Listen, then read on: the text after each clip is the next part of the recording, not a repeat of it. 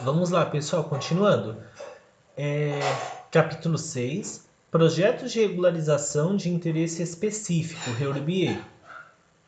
A regularização fundiária de interesse específico tem por objetivo os núcleos urbanos informais não ocupados predominantemente por população de baixa renda.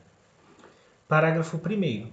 Os parcelamentos de solo indicados no mapa 3 do anexo 1 e os consolidados como núcleo urbano informal que constam nas ortofotos oriundas de levantamento aerofotogramétrico realizado em 2012 são considerados de interesse específico para fins de regularização fundiária e integram a zona de regularização fundiária. Serão considerados núcleos urbanos informais passíveis de regularização aqueles nos quais a cota de terreno por unidade habitacional seja inferior a 2.500 metros quadrados. Artigo 324.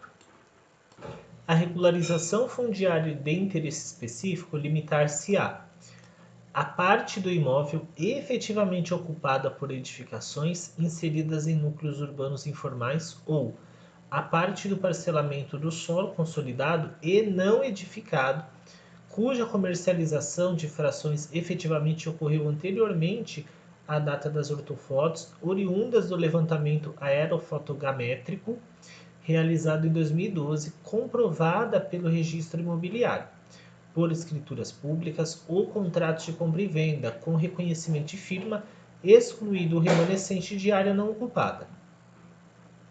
Parágrafo único. Entende-se por remanescente as áreas que não se enquadram no disposto nos incisos 1 e 2 deste artigo, que permanecerá na condição de gleba. Ou seja, pessoal, a gente tem ocupações, tá bom? Irregulares, só que pode acontecer de algum pedacinho de terra ficar descoberto, de ninguém ocupar efetivamente aquele pedacinho de terra. Nesse caso, esse pedacinho de terra continua na condição de gleba, tá bom? Ele não vai ser titulado no nome de ninguém, tá?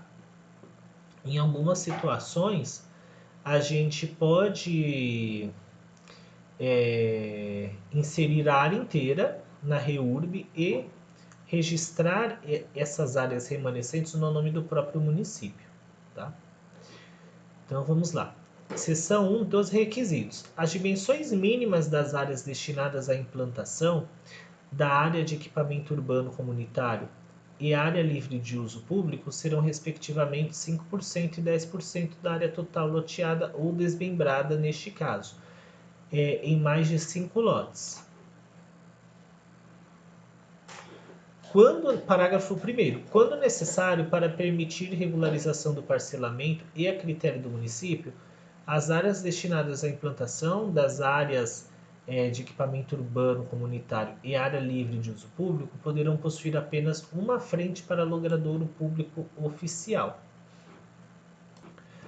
Caso a área disponível para implantação da área de equipamento urbano comunitário e área livre de uso público no imóvel objeto da regularização seja inferior a 15%, os interessados poderão ressarcir o município em pecúnia ou em áreas equivalentes ao dobro da diferença entre o total das áreas públicas exigidas e as efetivamente destinadas no local do parcelamento, em locais próximos ou em regiões de interesse do município a critério deste. Tá? Então, por exemplo, não restaram 15% para área livre de uso público e área de equipamento urbano comunitário. Restaram apenas 10%. Você pode pagar os 5% restantes ou você pode doar o dobro dessa área de 5% que ficou faltando para o município, tá bom? Parágrafo 3º. Na hipótese do ressarcimento em pecúnia, né, os recursos auferidos serão destinados ao Fundo Municipal de Desenvolvimento Territorial, coisa que a gente falou lá no comecinho desses estudos, dessa leitura. Parágrafo 4º. As áreas destinadas à implantação da área de equipamento urbano comunitário e área livre de uso público referidas no caput deste artigo não incidirão sobre a parte das glebas parceladas, cuja área dos lotes resultantes seja superior a 20.000 metros quadrados. Artigo 326. O sistema de circulação dos loteamentos deverá atender aos seguintes requisitos: 1. Articular-se com o sistema viário do município, assegurando a continuidade das vias principais existentes ou projetadas de acordo com diretrizes específicas definidas pelo município.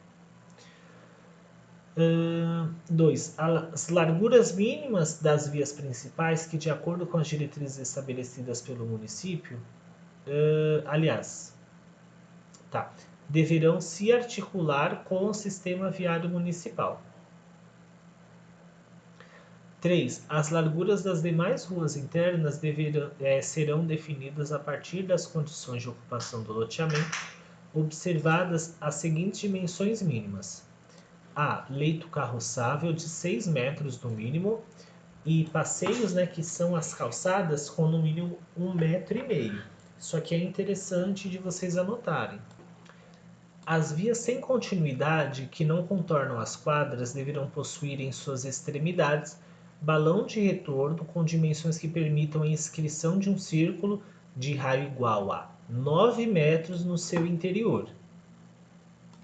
E nesse caso, pessoal, isso vai ser necessário para os carros poderem manobrar, principalmente as ambulâncias. Então, você tem um núcleo informal, alguém passa mal, a ambulância precisa recolher a pessoa, manobrar, e ir embora, tá? Então, por isso, a importância desses balões de retorno. E para quem não sabe o que é um balão de retorno, é isso aqui, tá? Nas áreas de regularização, dificilmente a gente vai encontrar um local assim tão bonito, tá? São exceções. Mas balões de retorno são essas áreas localizadas no final das ruas sem saída, tá bom? Então, no caso, a ambulância vem para cá, ela simplesmente dá a volta e segue direto. Ela não tem que parar, dar ré, ficar manobrando umas 300 vezes para depois conseguir levar o paciente embora, beleza? Aí a importância desses balões de retorno, tá bom? Parágrafo 1º. Quando necessário para permitir a regularização do parcelamento, serão admitidos lotes voltados para vias de pedestre com comprimento máximo de 150 metros e perfil longitudinal com rampas ou com trechos em escadas. Então aqui ele está falando que nem sempre a gente vai ter uma situação em que todas as casinhas, todos os lotes tenham frente para uma rua, para uma rua de carros. Então, caso não seja possível, então a gente pode ter uma viela de pedestres, uma ruazinha só com tamanho suficiente apenas para que as pessoas passem nesse caso, tá bom? E aqui está falando, que essa via de pedestre tem que ter o comprimento máximo de 150 metros. E por quê? Vai que alguém passa mal dentro,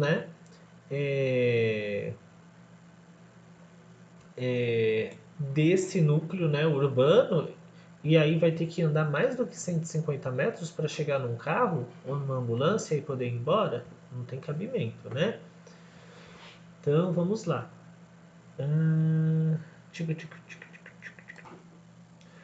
Parágrafo 2º. Quando não for possível a implantação da via com as dimensões mínimas previstas, será gravado o alinhamento projetados das vias nos lotes.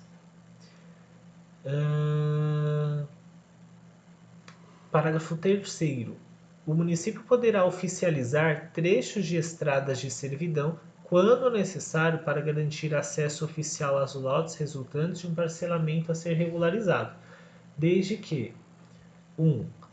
A estrada seja implantada de acordo com as diretrizes definidas pelo município, inclusive quanto à infraestrutura, sem ônus para os cofres públicos.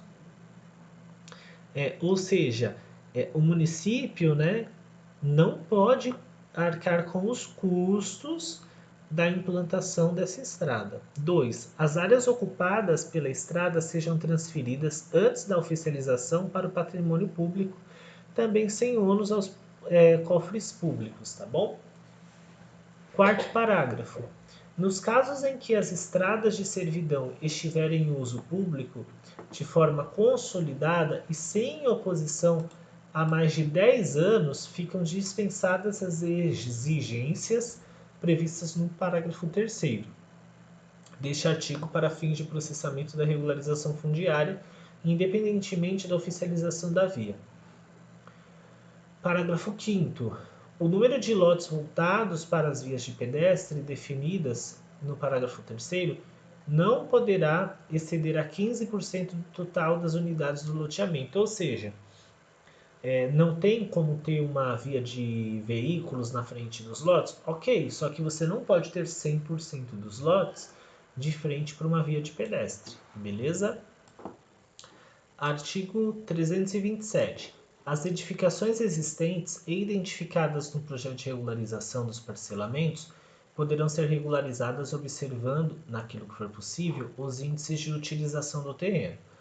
Parágrafo 1º. Na REURB E, situadas na macrozona urbana, os usos e parâmetros urbanísticos para aprovação e utilização das novas edificações e das edificações existentes não inseridas no projeto de parcelamento serão previstos para a zona de uso do solo na qual o imóvel esteja inserido, definidos de acordo com as dimensões dos lotes nesta lei.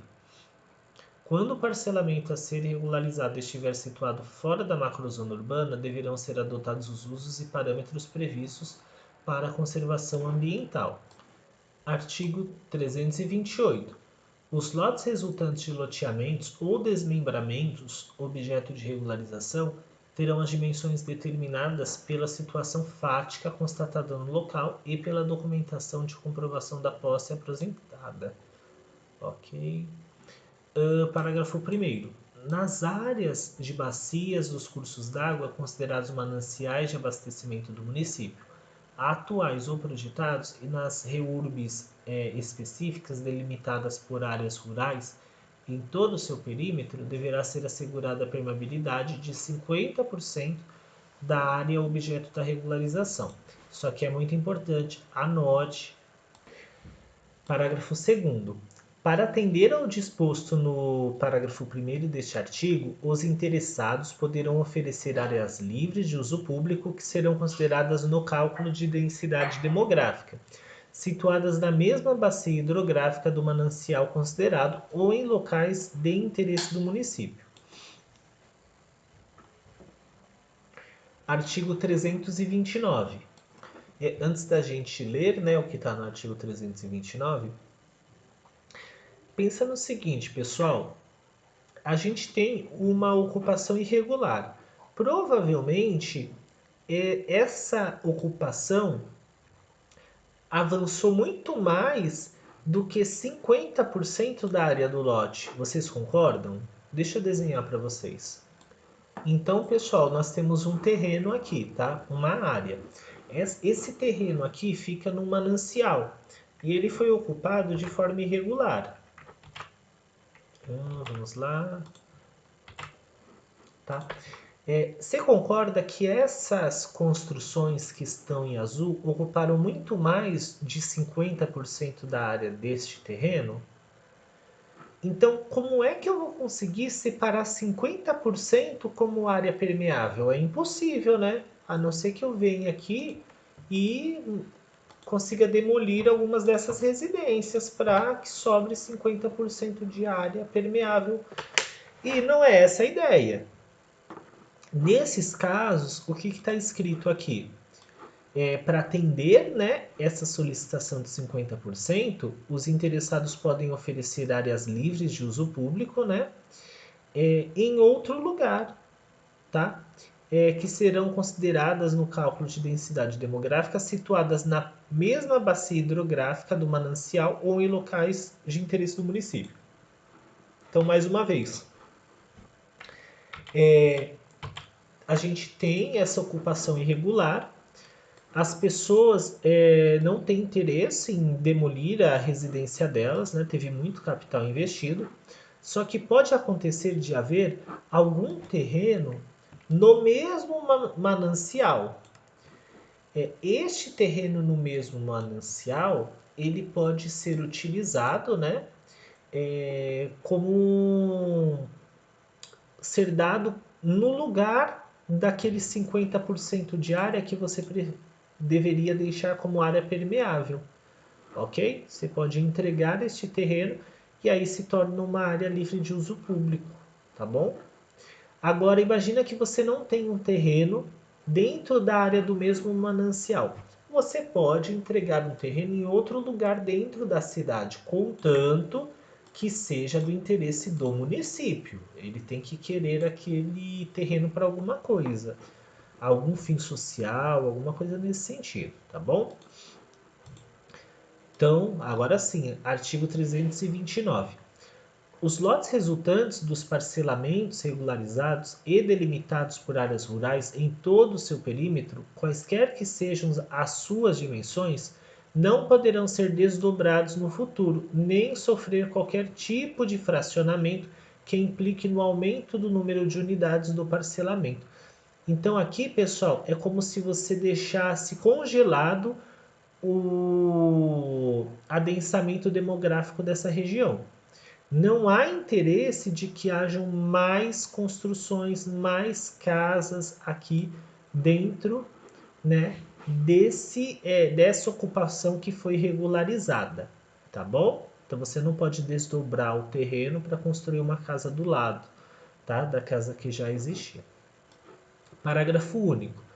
Nos casos previstos acima, né, deverão ser adotados os usos e parâmetros definidos para a zona de conservação ambiental. Artigo 330.